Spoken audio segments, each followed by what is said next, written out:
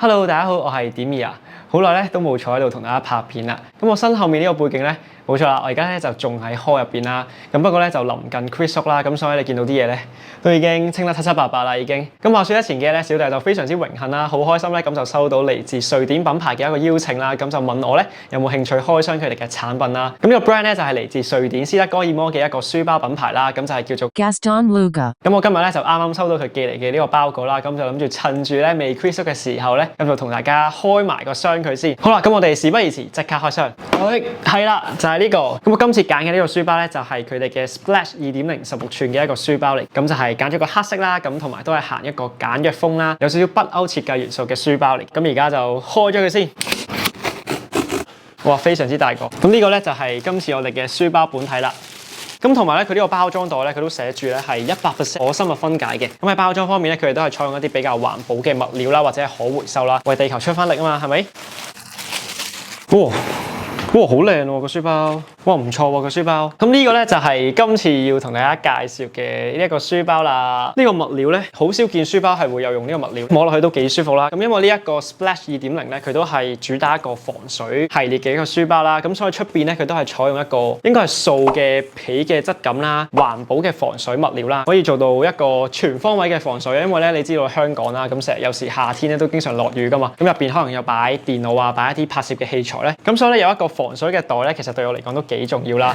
咁而家咧就同大家介紹下呢個書包嘅外觀啦。肩帶咧都係比較薄身嘅，咁就唔會話夏天焗住好厚啦。佢條帶咧都有採用呢個減震嘅物料啦，就孭上身咧比較舒服啲啦。書包肩帶嘅扣環咧，佢都係用咗金屬啦，因為我哋平時嘅書包你見到多數咧都係膠嚟嘅，咁呢個咧就金屬啦，咁相信咧就會更加襟用啦。書包帶呢度咧，佢仲有一個少少嘅扣環啦，咁就可以索實條繩啦。書包有時咧呢條帶太長嘅話咧，咁就會係咁喺度揈啦，咁就好乞人憎啦。咁佢呢個書包咧就完美解決咗呢個問題啦。咁條帶咧就可以比較整齊啦，咁就唔會條條揈啊。同埋咧佢後面呢個書包背脊嘅位都有條帶啦，咁就可以俾你套落個行李箱度啦，都係一個幾方便嘅一個小設計嚟嘅。我覺得書包側邊呢度咧，佢亦都有個細細地嘅瑞典國旗仔啦，咁就喺呢度。咁而喺書包側邊呢個位咧，你見到亦都有條拉鏈啦，咁就可以咧擺你嘅電腦啦或者 iPad 入去嘅，咁個空間咧都係幾大嘅，咁就方便咧你平時要用嘅時候咧，咁就可以直接喺呢度抽出嚟啦。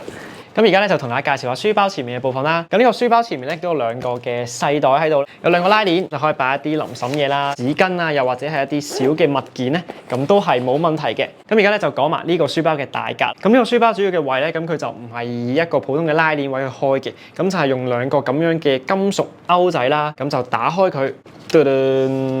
咁你見到呢度咧，佢就有5個窿啦，咁就可以俾你扣喺唔同嘅一位置啦。咁就係由高至低啦。咁如果你擺得比較少嘢嘅話咧，咁你就可以扣落最低嗰格啦。咁個書包咧就會顯得較再短少少啦，咁就唔會好大個啦。咁當你如果你擺得比較多嘢啦，或者物件比較高嘅時候咧，你就可以扣落第5格度啦，係可以延伸翻佢呢個書包嘅一個儲物空間啦。咁就可以扣上去最高嗰個位，咁就可以擺到多啲嘅嘢啦。不過呢個書包咧，佢側邊咧咁就有一個扣，平時咧裝完嘢嘅時候就可以拍埋，咁就可以防止入邊啲嘢會倒出嚟啦。咁你當你要用嘅時候咧，咁就拍開佢，咁就搞掂啦。咁書包入邊啦，首先進入嗰陣咧，咁就係一個俾你擺電腦嘅一個位啦。咁佢就係一個加厚嘅設計，咁就可以俾你擺你部電腦啦或者 iPad 入去。咁不過呢個擺電腦嘅內膽位咧，同我啱啱提及嘅呢個書包側邊嘅呢個大拉鏈位咧，其實係唔互通啦。咁換言之咧，其實佢哋係兩個獨立嘅空間嚟嘅。咁所以咧，你係可以擺到2部大電腦入去咧，都係冇問題嘅。咁而另一格咧，咁就係呢個書包主要嘅擺嘢嘅位置啦。咁亦都係幾深咯，同埋幾大嘅。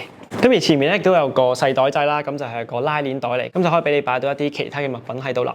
好啦，咁以上咧就係呢個書包嘅一啲主要嘅位置啦，同埋擺嘢嘅地方啦。咁就再俾大家睇一次啦。咁呢個整體嘅外觀係點樣啦？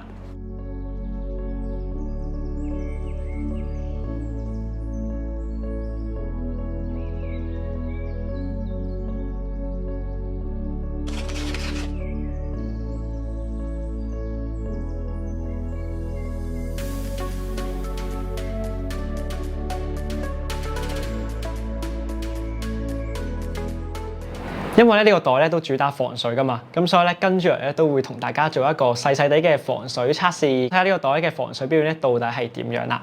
我咧就試下擺張紙巾咧喺呢個外面嘅呢個細袋仔啦，咁就淋一啲水上去咧，咁就睇下到底會唔會濕啦。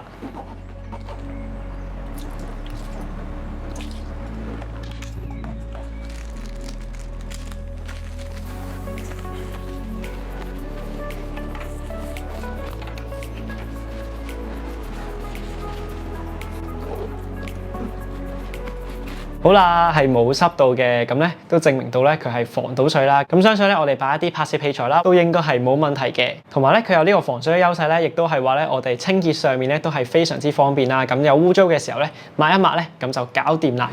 咁話咁快咧，我就已經 pack 好咗呢個書包啦。咁就係將佢變成一個我平時出去會用嘅書包啦。裝完之後咧，佢已經係勁肥啊，勁大個。咁而家咧就俾大家睇下我平時出去咧到底書包入邊會裝啲乜嘢啦。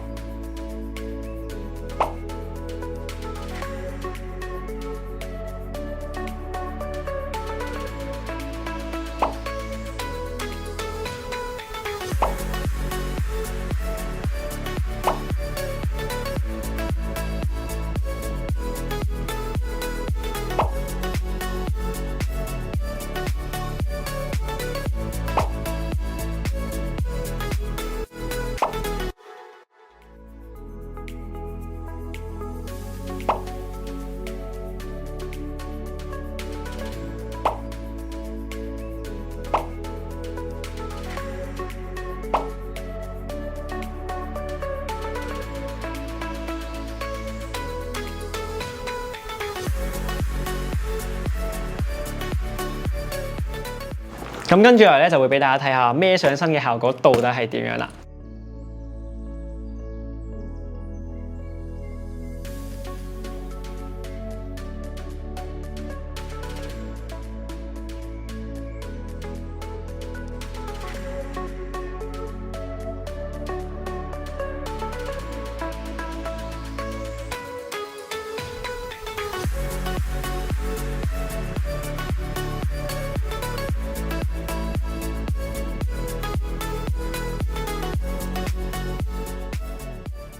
好啦，咁我今次嘅呢一條開箱片啦，同埋介紹影片咧，咁就嚟到呢一度啦。咁呢個袋咧就係16寸嘅 Splash 2.0版本啦。咁佢亦都仲有一個13寸嘅版本嘅。咁相對上嚟講咧就會細少少啦，同埋的色啲。咁就應該啱女仔孭啦。咁佢呢個款咧都有唔同嘅配色啦。咁詳情咧大家都可以上翻佢嘅官網度睇啦。咁同埋佢哋咧最近咧都做緊一啲優惠啦。咁你只要買一啲佢哋指定嘅款式咧，咁就可以送一個智能嘅定位器啦。咁就類似 AirTag 嘅咁嘅物體啦。咁樓下 description 咧都會擺翻相應嘅 link 俾大家嘅。如果大家對呢款袋都有興趣嘅話咧，咁就不妨大家去睇下啦。咁同埋咧，大家都可以用我專屬嘅優惠碼啦，咁就係 RDIN.2啦，咁就可以拎到85折嘅優惠啦。咁今日呢條片咧就嚟到呢度啦。如果大家中意呢條片咧，就記得撳個 like 同埋 subscribe 呢個 channel 啦。咁我哋下次再見啦。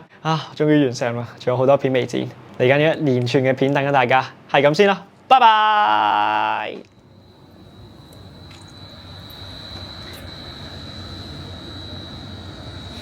好靚啊，風景。哇！你書包新㗎？靚唔靚啊？幾靚啊！同埋出邊嘅風景。